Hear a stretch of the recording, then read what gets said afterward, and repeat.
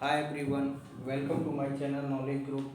स्वागत है आपका मेरे यूट्यूब चैनल नॉलेज ग्रुप पर। जैसा कि आप जानते हैं कि हमारी जो क्लास है वो जो है डेली चलती है और हमने दिल्ली सल्तनत तक हमने कवर किया है। और दिल्ली सल्तनत में हमने जो है दिल्ली सल्तनत की प्रशासनिक व्यवस्था, दिल्ली सल्तनत की राजनीतिक व्यवस्था, इनके साथ साथ हमने दिल्ली सल्तनत की कौन कौन से वंश रहे हैं, गुलाम वंश से लेकर के जो है लोधी वंश तक हमने डिस्कस किया है। इसके साथ साथ हमने डिस्कस किया है कौन से वंश ने कौन सी योजना प्रारंभ की और कौन से जो है राजवंश कितना प्रभावशाली रहा है, उसका कितना समय पीरियड रहा है। अगर आपने उन क्लास को नहीं देखा है तो आप यूट्यूब पर सर्च करें, जो है दिल्ली सल्तनत बाई राजन सर, वीडियो आपको मिल जाएगा। आप जानते हैं दिल्ली सल्तनत के पहले भारत में महमूद गजनवी ने आक्रमण किया। इसके पहले महमूद गजनवी के पहले मोहम्मद बिन कासिम ने भारत पर सफल आक्रमण किया और ये 712 में प्रथम आक्रमण था और ये प्रथम मुस्लिम आक्रमण था। जो है मुस्लिम जो है राष्ट्र या मुस्लिम जो शासक थे उनका सिर्फ भारत पर आक्रमण करने का मकसद भारत के धन दौलत को लूटना, इसके साथ साथ भारत में इस्लाम धर्म का प्रचार और प्रसार करना था। तो ये हमने जो है पिछली क्लास में डिस्कस किया है, जो हमारी पिछली क्लासेस थी। इसके साथ साथ हमने ये भी देखा है कि जो आपने देखा हो कि जो है मध्यकालीन भारत, ये जो इतिहास हम पढ़ते हैं ये किस कैटेगरी में आता है, तो ये आपका मध्यकालीन भारत की कैटेगरी में आता है कि मिडवल भारत के इतिहास को हम पढ़ते हैं। आज की क्लास में हम मुगल वंश जो कि 1526 से लेकर के 1707, ये आपको दो तरह से पढ़ेंगे हम मुगल वंश, दो तरह से, एक प्रारंभिक एक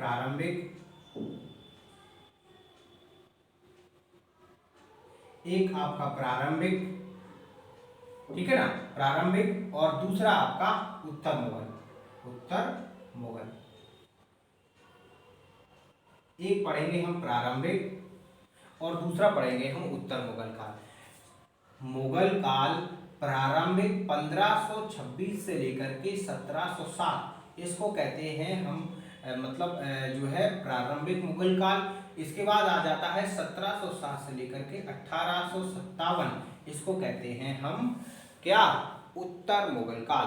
अर्थात औरंगजेब के बाद जो शासक रहे हैं उन्हें कहते हैं हम उत्तर मुगल काल। औरंगजेब तक मुगल काल को हम प्रारंभिक मुगल काल में पढ़ते हैं क्योंकि शक्तिशाली शासक थे जो कि भारत पर अधिकतर क्षेत्रों पर कब्जा किए हुए थे। लेकिन बाद में उत्तर मुगल काल में जो है इतने जो है शक्तिशाली पावरफुल शासक नहीं रहे हैं और इसलिए वो पूरे भारत पर शासन नहीं कर पाए हैं। ये आपको याद रखना है, ठीक है ना, ये आपको याद रखना है। तो जो है बाबर से लेकर के पहले बाबर के बाद हुमायूं के बाद बनेंगे अकबर के बाद जहांगीर के बाद शाहजहां, फिर इसके बाद औरंगजेब। यहाँ तक इतिहास हम प्रारंभिक मुगल काल के बारे में पढ़ेंगे, उसके बाद हम पढ़ेंगे उत्तर मुगल काल। तो सबसे पहले मुगल वंश भारत में क्यों आया और किस तरह से इसकी स्थापना हुई। देखो, आपको दो नाम याद रखना है, कौन कौन से दो नाम याद रखना है, एक दौलत खान और राणा सांगा। ये दो आपको नाम याद रखना है, दौलत खान और राणा सांगा। ये जो दौलत खान था ये इब्राहिम अर्थात जो लोधी वंश था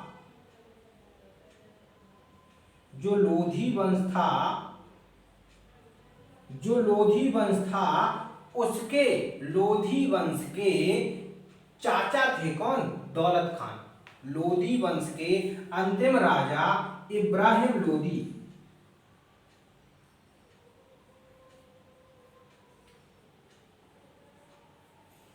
लोधी वंश के अंतिम राजा इब्राहिम लोधी के चाचा थे दौलत खान, और राणा जो सांगा थे ये पंजाब वाले क्षेत्र पे शासन कर रहे थे। ये दोनों इब्राहिम लोधी को पराजित करना चाहते थे और इसीलिए इन्होंने बाबर से कहा कि वो भारत में आक्रमण करे, हम आपका पूरी तरह से सपोर्ट करते हैं। पहला पॉइंट भारत में आक्रमण करने का ये जाता है। दूसरा पॉइंट ये जाता है कि बाबर जो है कहां से था, तो बाबर जो है तुर्की और ईरान और इराक वाले क्षेत्र से जो है बाबर संबंध था। एक्चुअली तुर्की वाले क्षेत्र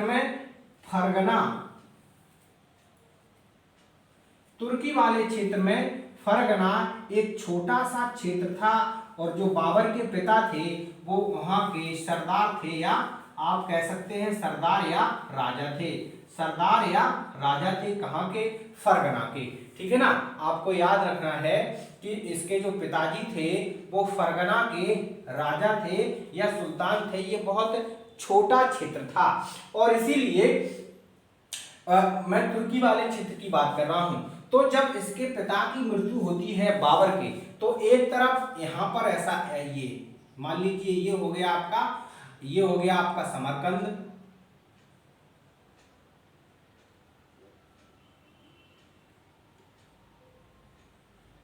ये हो गया आपका समरकंद, और ये आपका हो गया मान लीजिए फरगना,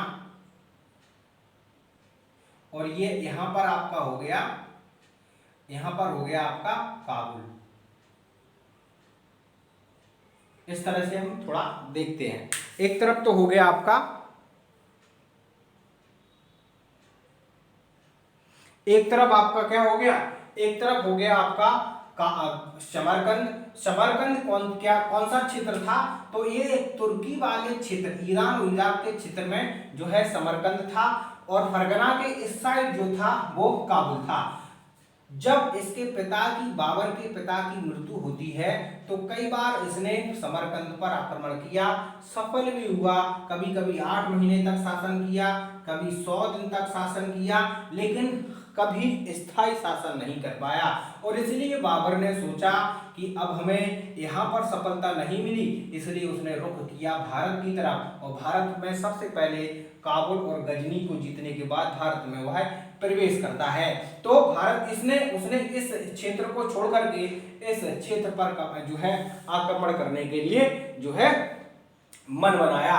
और आपको पता है कि दौलत खान और राणा संगा पत्र भी लिख रहे थे बार बार कि आपको जो है भारत पर आक्रमण करना चाहिए, और भारत पर आक्रमण करने का उसने मन भी बनाया। तो सबसे पहले हम बात करेंगे मुगल वंश। तो मुगल का जो अर्थ होता है, मुगल का अर्थ होता है बहादुर। मुगल का अर्थ क्या होगा, बहादुर होगा, ब्रेव होगा। कई बार प्रश्न पूछ लिया जाता है मुगल वंश किस शाखा से थे, किस जाति से थे, तो चगताई शाखा आपको याद रखना है, या चगताई जाति से मुगल वंश संबंधित रखते थे। संस्थापक कौन था, तो आपको पता है कि संस्थापक बाबर थे। बाबर का पूरा नाम क्या है, तो जहीरुद्दीन मोहम्मद बाबर। कई बार पूछ लिया जाता है कि बाबर का पूरा नाम क्या है, फुल नाम क्या है, तो जहीरुद्दीन मोहम्मद बाबर आपको याद रखना है कि इसका पूरा नाम है। ठीक है ना। बाबर का जो जन्म है या मुगल है वो 2 वंशों से मिलाकर बने हैं, तुर्की और मंगोल। चंगेज खां आप जानते होंगे, चंगेज खां जो कि एक मंगोल था। ठीक है ना। तुर्की एवं मंगोल इन दोनों के मिलाने से जन्म होता है एक नए वंश जिसे मुगल वंश के नाम से जाना जाता है। कैसे, क्योंकि इसके जो फादर थे, इसके जो पिताजी थे उमर शेख मिर्जा, वो थे तुर्की, और इसकी जो माता थी वो थी मंगोल कुतुलुग नेगाह खान जो इसकी माताजी थी। ठीक है ना। तो इसके जो पिताजी थे वो थे तुर्की और इसकी जो माताजी थी वो थी मंगोल। पिताजी का नाम उमर शेख मिर्जा था और माताजी का नाम कुतुलुग नेगाह।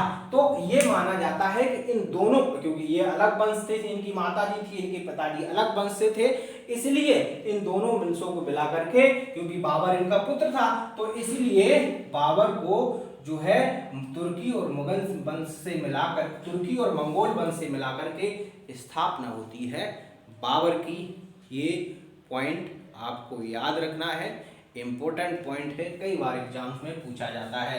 हमने कहा कि इसका वास्तविक name real name Zahiruddin Muhammad Babur था। ठीक है ना। 14 फरवरी 1400 1493। ये डेट याद रखना है। 14 फरवरी 1493 में जो है ये बाबर का जन्म होता है। क्या होता है? जन्म होता है। इसके पिता की मृत्यु जल्दी हो जाती है और ये 1494 में शासक बन जाता है। कहाँ का? फरगना का। कहाँ का शासक बनता है? फरगना का, जो कि तुर्की की सीमा और ईरान की सीमा इस फरगना क्षेत्र से जुड़ती थी। ठीक है ना।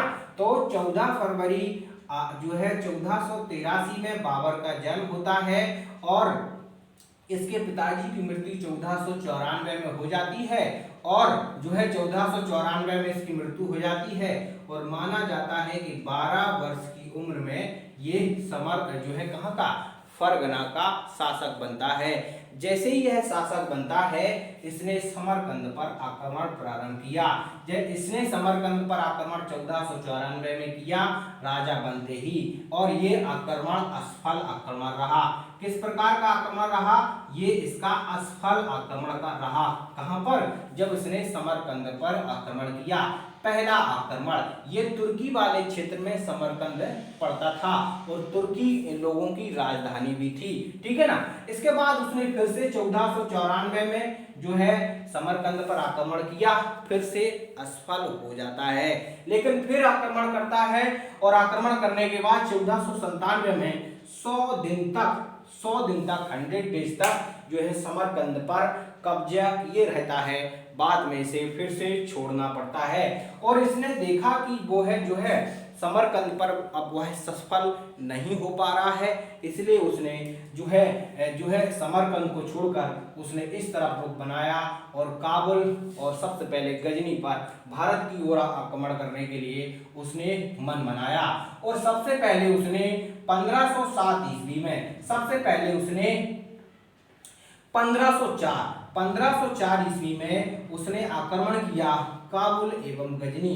सबसे पहले भारत पर नहीं, क्योंकि उस समय भारत जो है अफगानिस्तान अलग था, तो अफगानिस्तान वाले क्षेत्र में काबुल एवं गजनी पर आक्रमण करता है 1504 ईस्वी में। कौन? बाबर।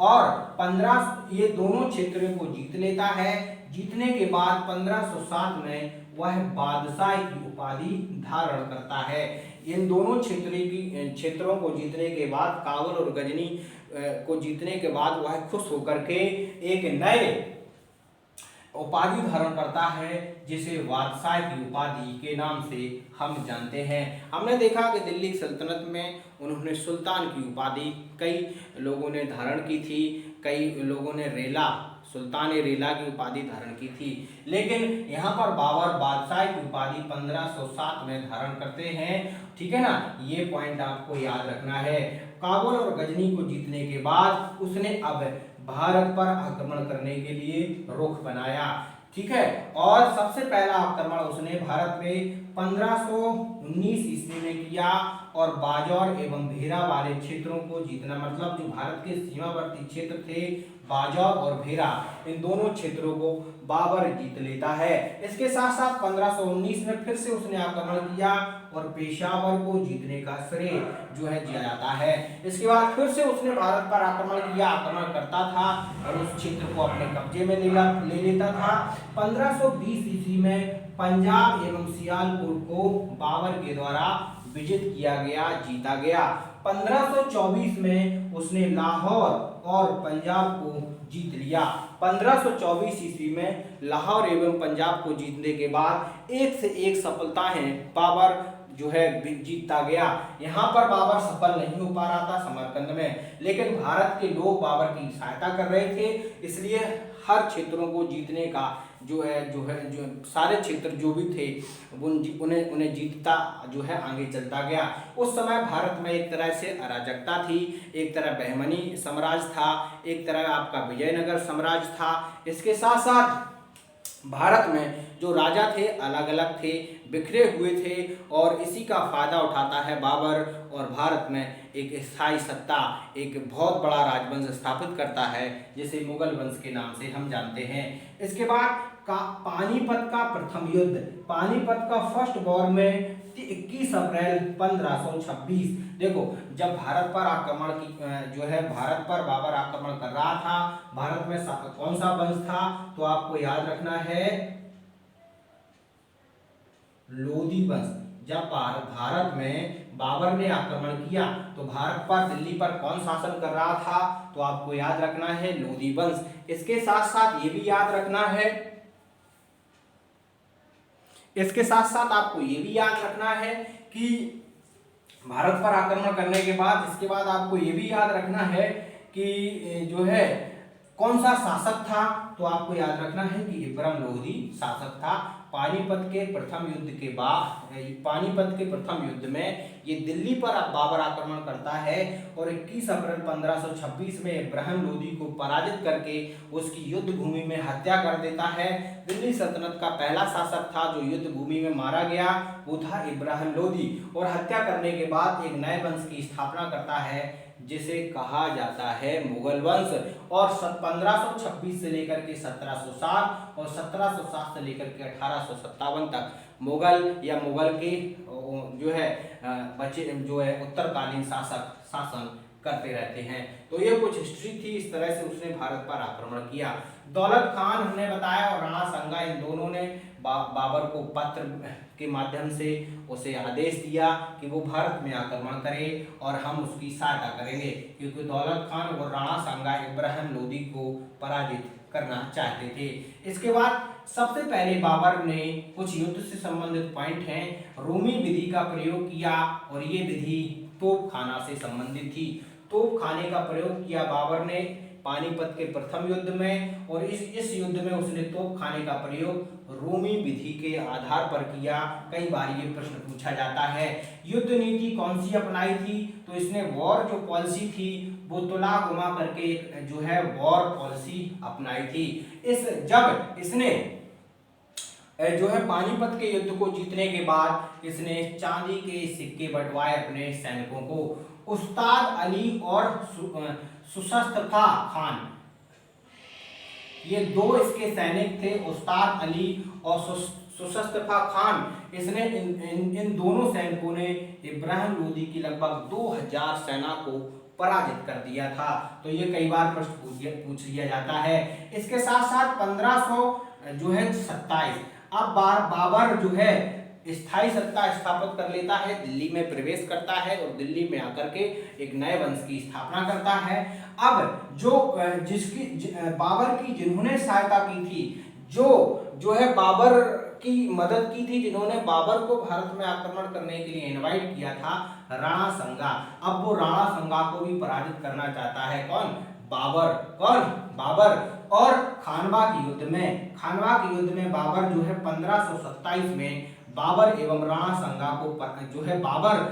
संगा को पराजित कर देता है और पंजाब को भी जीत लेता है। इसके साथ साथ चंदेरी का युद्ध 1528 ईस्वी में चंदेरी के युद्ध को भी जीत लेता है और मेदिनी राय को पराजित करता है। और इस तरह से एक युद्धों को जीतता है बाबर और एक बहुत बड़ा साम्राज्य अर्थात पूरे भारत में शासन अर्थात पूरे भारत को विजित कर लेता है।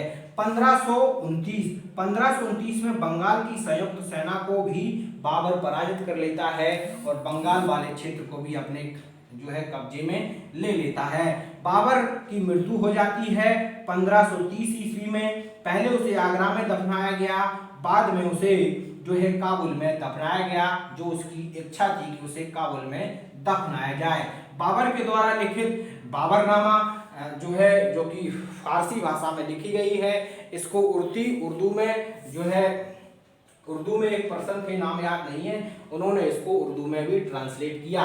तो इस तरह से बाबर ने भारत पर आक्रमण किया और एक बहुत महत्वपूर्ण साम्राज्य अर्थात बहुत शक्तिशाली साम्राज्य की भारत में स्थापना की। हमने देखा कि पहले बाबर कितनी बार असफल हुआ, लेकिन ऐसे ही स्टूडेंट लाइफ में ऐसा होता है कि कई बार असफल होना पड़ता है, कई बार एग्ज़ाम्स में पास नहीं हो पाते, लेकिन आप जब कोशिश करते रहते हैं तो आप सफल हो जाते हैं। इसलिए मैं आप सभी से यही कहना चाहता हूँ कि कोई भी काम करें, समय लगता है। देखो बाबर कितनी बार फेल हुआ, कितनी बार असफल हुआ, लेकिन अंततः उसने एक बहुत बड़ा साम्राज्य स्थापित कर दिया। तो इस तरह से भारत में बाबर ने जो है प्रवेश किया और बाबर ने मुगल वंश की स्थापना की और जो है संपूर्ण भारत पर 1526 से लेकर के 1857 तक बाबर या बाबर के बाद हुमायूं, फिर अकबर, फिर जहांगीर, फिर शाहजहां, फिर जो है औरंगजेब, फिर बहादुर शाह जफर जो कि अंतिम शासक थे मुगल वंश के, जिन्हें रंगून भेज दिया गया था 1857 की लड़ाई में, जहां उनकी मृत्यु हो जाती और मुगल वंश जो है पूरी तरह से खत्म हो जाता है। तो आज की क्लास में हमने इम्पोर्टेंट देखा मुगल वंश की स्थापना कैसे हुई और कैसे भारत में बाबर ने भारत में मुगल वंश की स्थापना की। तो इस क्लास में इतना ही। अगर आपको वीडियो पसंद आए तो लाइक करें, शेयर करें, कमेंट करें एंड पहली बार वॉच कर रहे हैं तो सब्सक्राइब जरूर कर लें। आप लोगों को इस क्लास में इतना ही। Thank you, take care, see you in next class. देखते रहिए the knowledge group by Rajan sir and I need your support. Thank you.